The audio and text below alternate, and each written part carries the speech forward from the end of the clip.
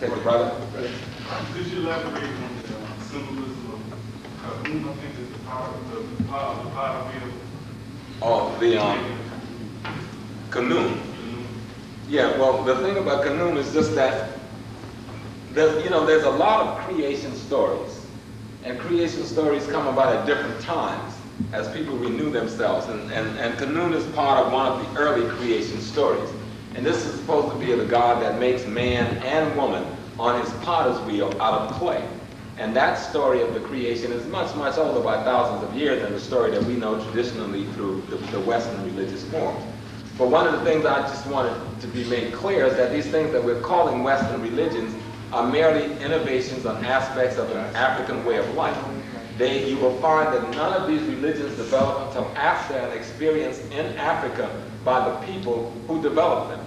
And after having this experience in Africa for some hundreds of years, they move forward with this development. Now some people will say, and let me just put on Kanun, he have a lot of other significance, but the major significance for our purposes is to show that he represents, thousands of years earlier, a creation story that is almost word for word the one in Genesis.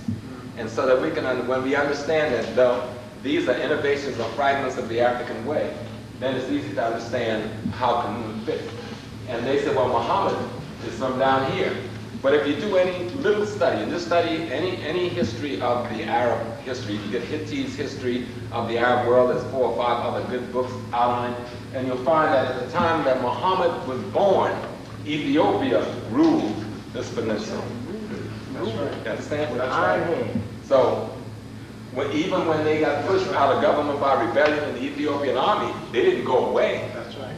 They were married into these people, they lived there. These were them. The Arabs today, the people of the Middle East that we call Arabs, are the Greeks, Romans, Persians, Assyrians, who came in and murdered and raped the African. They are the mulattoes left behind from the invaders.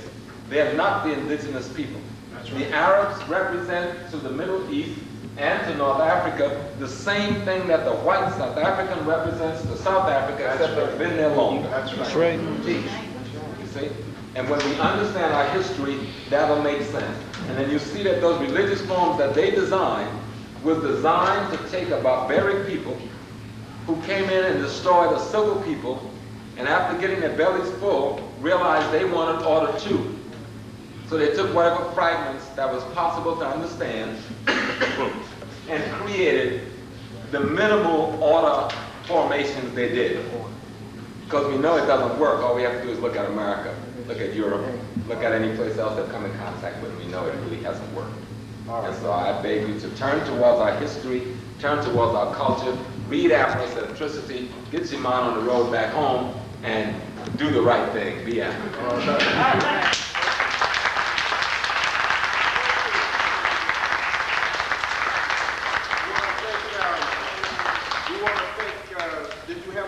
I'm sorry. All right, let's give Brother James Smalls another hand.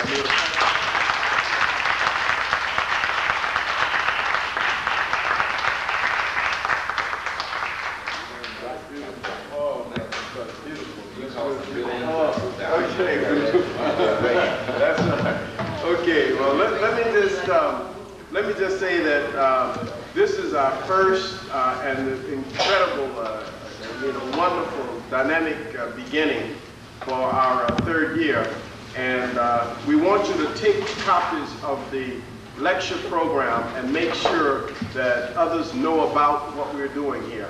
And we will see you on September the 10th. There's an announcement?